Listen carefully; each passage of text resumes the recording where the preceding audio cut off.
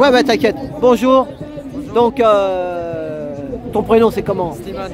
Comment tu dis? Slimane. Slimane. Tu as quel âge? Tu as plus de 18 ans? 18 ans. Juste 18 ans? Ouais. T'es dans quelle année toi? Je suis né en 2005. Ah ouais, mon fils il est né en 2003.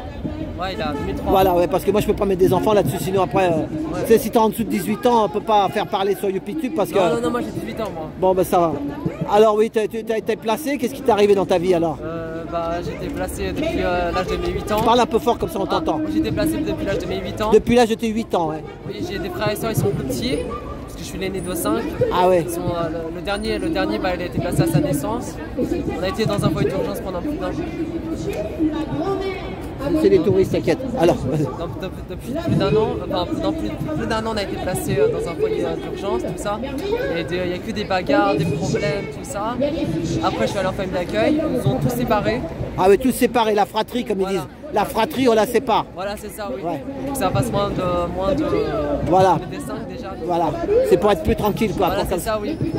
Parce que sinon après les enfants... Manipuler. Voilà, c'est ça. Voilà, c'est ce qui s'est passé du coup. Voilà, donne pas de nom. Tu étais dans quelle région toi? J'étais à Dreux. À Dreux, ah ouais, dans le... C'est combien ça de Dreux? 28. C'est le 28, voilà. Eure-et-Loir, voilà. Et alors toi, qu'est-ce que tu as vu là? T'es arrivé à 8 ans là-bas alors? Je suis arrivé à 10 ans. À 10 ans là-bas, Et t'as subi des trucs, qu'est-ce qui t'est arrivé alors? J'étais exploité par ma famille d'accueil. Exploité, tu faisais faire quoi alors la famille d'accueil? Tout le monde de la pelouse, chez des résidences que je connais même pas. Tu faisais travailler chez les voisins, des trucs comme ça. Oui, et la pelouse, c'était à la campagne. Hein. Voilà, c'est ça. Voilà, ils te prenaient comme si tu étais un ouvrier agricole, quoi. Ça, voilà. Mais t'as pas subi de violences sexuelles et tout le bazar? Là-bas, non. Non, là-bas, non. Après, au foyer, oui, mais là-bas, non. Mais, voilà, ils prennent les... Alors donc, ça veut dire qu'ils sont payés pour te nourrir. Plus ils sont payés, plus ils t'exploitent. Exactement, oui, ils m'ont exploité. Et t'es resté combien de temps là-bas? Surtout qu'il y avait des jeunes Français, il y avait une Française, elle était là avec moi, dans la famille d'accueil, mais elle faisait rien. Elle avait le droit, elle disait, elle fait rien. C'est lui qui fait tout. Elle, c'était une fille? Oui, c'était une fille. Ah voilà, donc ils se sont dit peut-être que tu as plus de force. Ça 10 ans, oui, mais j'avais 10 quoi, 11 ou 12 ans quand ils commençaient vraiment à bien exploiter tout ça, toute la pelouse. Et... tailler avec le sécateur. Ah ouais, tailler la haie, tout le bazar. Oui. Mais après, tu as fait des études, tu as fait quoi? Ils t'ont gardé jusqu'à quel âge? J'étais au collège, ouais. J'étais au lycée général, en terminale, j'ai pas eu le bac, parce qu'après je suis allé au foyer à 16 ans, et après ils m'ont lâché complètement, ils m'ont fait des problèmes, tout ça, ils m'ont enfermé pendant 6 mois déjà, parce que j'ai eu du mal à retrouver une école, ils ont eu du mal à retrouver une école, ça m'a pris 6 mois à être scolarisé, du coup j'étais parti de ma famille d'école, j'ai fugué pendant 4 jours, j'étais à la rue pendant 4 jours à mes 16 ans, parce que c'était un peu compliqué, parce que moi je vais pas rester dans la famille d'accueil, elle m'avait fait trop de mal. Ah ouais, tu fuguais quoi, t'es parti? Ouais, j'ai fugué d'un rendez-vous à Azeux, dans le 92, je dépends de 92. Ah ouais. Du coup j'ai fugué de Azeux du 92 et je suis passé 4 jours dehors. Ma mère me donnait de l'argent pour manger tout ça parce que j'avais... elle voulait pas m'héberger parce qu'elle avait peur que... voilà, c'est ça. Ils ont fait peur, tout ça, ils ont fait peur, tout ça. Donc voilà, du coup j'ai passé 4 jours dehors.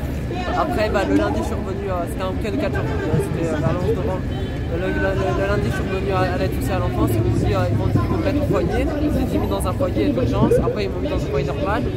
À l'hôtel, enfin, foyer normal, c'était un hôtel. J'étais à l'hôtel pendant 2 ans. C'était pas vraiment le foyer, c'était l'hôtel, mais bon. Ils appellent ça prise en charge individuelle.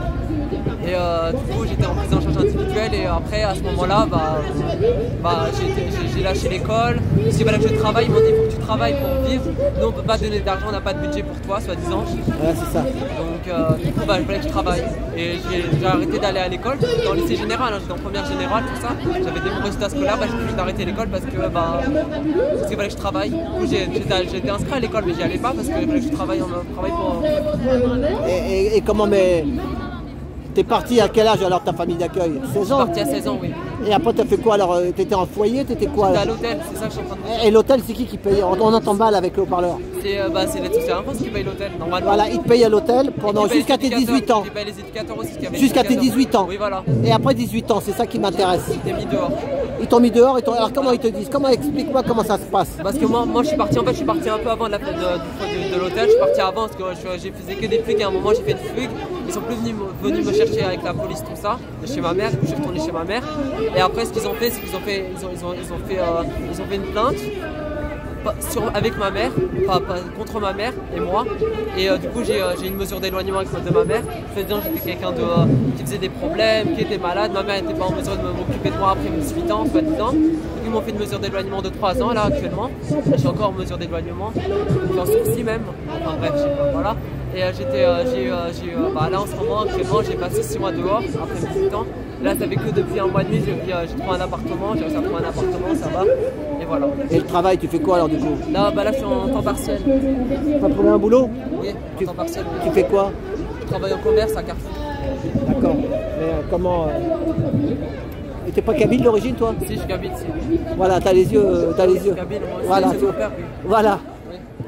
Eh ben courage, tu sais quoi, moi je peux te donner un conseil. J'ai fait de taxi 40 ans, mon père il est de la Kabylie aussi. Moi je suis moitié-moitié. Oui.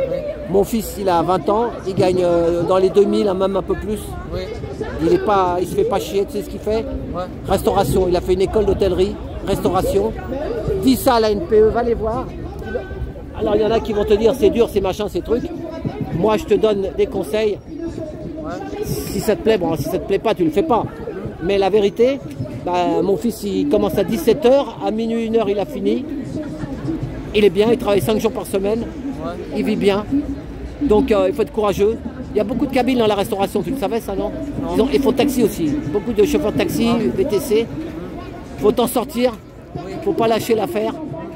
Mais et surtout si tu veux faire l'école hôtelière, tu viens travailler ici. Mon fils il travaille pas loin de la Concorde, là où il y a des touristes. Ouais, bah oui. Va pas travailler dans un McDonald's ou toutes ces conneries. Ouais, bah oui, ça gagne pas d'argent, ça. Voilà.